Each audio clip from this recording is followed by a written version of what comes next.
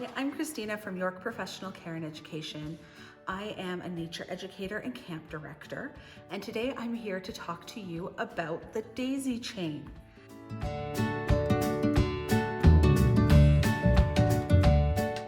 The daisy chain is an absolute favorite of mine. It has tons and tons of applications, in addition to being a really fun little trick. What it does is it stores our rope without putting bends or twists in it. It's a great way to store rope loosely but compactly for drying. So if you ever have a really, really long rope that you need to dry and you don't have enough room to do it, because oftentimes we're in limited spaces, rather than coiling and pressing everything really tightly, this is a great way to do it. So we're going to show you how to do that today. The other neat thing about this is it's a bit of a cool party trick. So once you've learned how to tie it, you'll be able to knowing which end, and I'm going to show you a trick to make sure you always pull the right end first, because I don't always. Once you untuck the end on the first one, here it goes. There goes your daisy chain. And now suddenly we have a long piece of webbing. While I'm going to show you this technique on webbing today, it does work as well on rope. So again, here we go. Let's see, let's hope I did this one correctly. There we go. You can see it just nicely pulls itself out, and then we have our full piece. So to tie the daisy chain, it's actually sometimes called a crochet chain. It's the same logic if you've ever crocheted, but we're going to be doing it with our hands. It's a bit like arm knitting, but with rope. So this is going to incorporate a few things that we've covered in other videos, including the overhand knot, which we talked about when we learned the water knot on the webbing. So the first thing we're going to need to do is decide whether we want to make this a single chain or a double chain. What I've shown you so far is double chains, and they're my favorite. So we're going to go through that one first. Then we're going to talk about the single chain. Single chains are better if you are needing to, you have a sopping wet rope and you need to dry it, because it means nothing is touching. But the double chain is my preferred way of storing my webbing for transportation to and from programs. So to get started, what we need to do, and mine is already pre-bent because I store my ropes like this a lot, you need to find the middle of your piece of webbing. So generally, how you're gonna do that, we'll give us a fair shake at this. I'm gonna find my two ends. Oh, there they are. And I'm gonna lay them next to each other. And now what I'm gonna do is just holding my fingers, it's a bit of just have them running and pinched, however feels natural to you. Some people might like to use other parts of their hands. I'm gonna pinch them together, and then I'm just gonna pull. And the reason I'm pulling is to make sure everything is laying nice and flat and is this on the same side. So in this case, I got it right. I managed to pinch them together the right way at the start. If you don't, if you're coming to the end and you have a big twist in it, what you'd want to do is untwist to make sure it's nice and flat, we're at the middle, and then come back and just smooth them together. We don't want to twist in here because it's just going to make things more complicated than it needs to be. It's also not great to put twist in ropes that don't have it or need it. So now here we are, we have the end loop. This is going to be our stable loop at the end.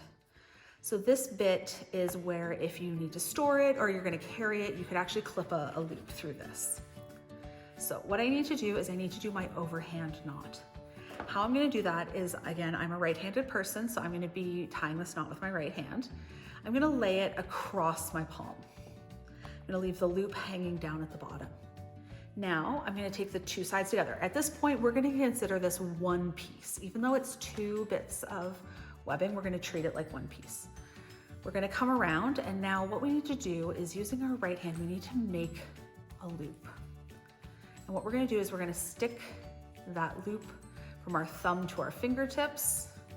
And with a little bit of practice, you're going to be able to pull. And what you're going to get is an overhand. It really does look like our water knot and our loop. And what you're going to notice is if you put your fingers in both loops, it doesn't pull out. What we're really, again, really trying to accomplish here is making sure that we have our starting loop at the bottom of our hand, we've come around, and I use my thumb to hold things in place, making my bend, sticking it underneath both pieces, and then it's a bit of a, gotta hold all the pieces, and then we're gonna come this nice stable loop. Now is when the chaining begins. What we're gonna do is I tie this with my right hand pulling and my left hand holding. So what I'm gonna do is I'm gonna put my left hand through, and I'm showing it you like this the first time. You'll see as we get better practice at this, you'll just need your fingers through. Now I'm gonna take what I call my baby bird fingers. They're hungry, or baby shark fingers, I guess.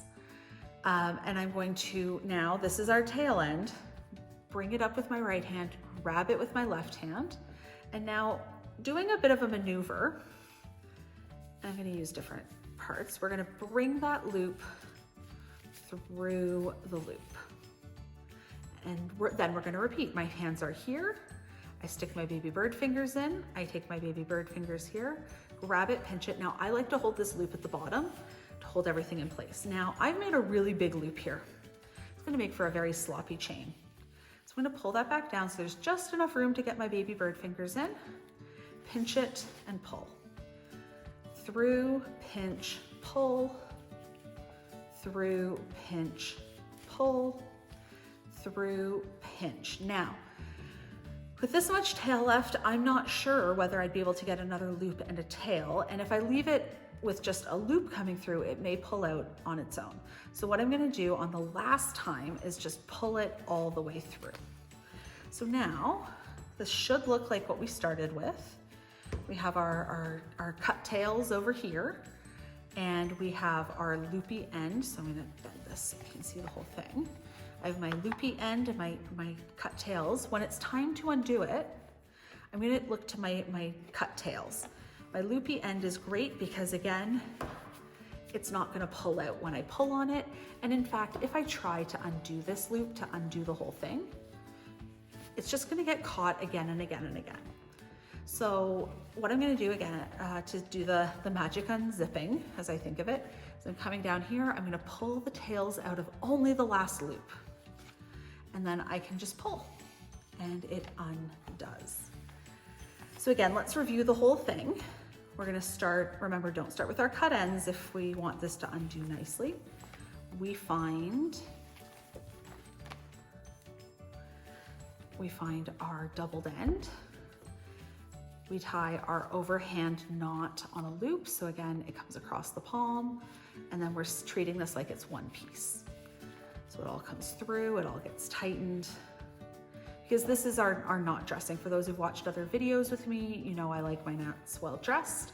So we want everything looking really tidy. So again, we stick our fingers through, one of our fingers through the hole, and then we feed it up with the other. And we go from there. And we just keep repeating the same. Stick your fingers through, bring it up and catch. Stick your fingers through, bring it up and catch. If you get it from the other side, it actually doesn't make a huge bit of difference, just the way the knot lays. It should untie no problem, but it's a good habit to try and always do it the same way. So again, I'm at my end. I don't think I could pull a whole loop through. So I'm just gonna stick those tails through. And here we go. We have a nice tight, it has a bit of a twist because as you saw, I switched my sides, but then we pull our tail out and there we go.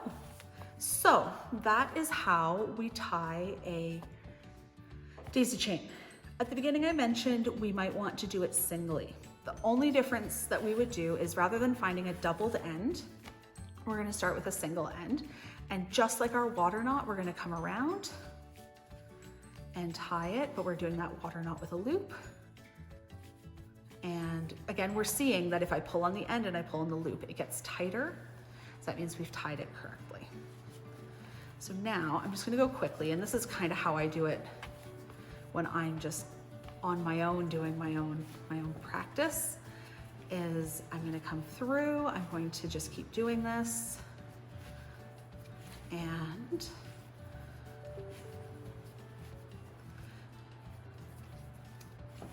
ta-da, there we go, we have a daisy chain. It's a lot longer. It's gonna go off the camera, but you can see it is quite a bit longer. So I prefer for storage to do it doubled. So that is the daisy chain.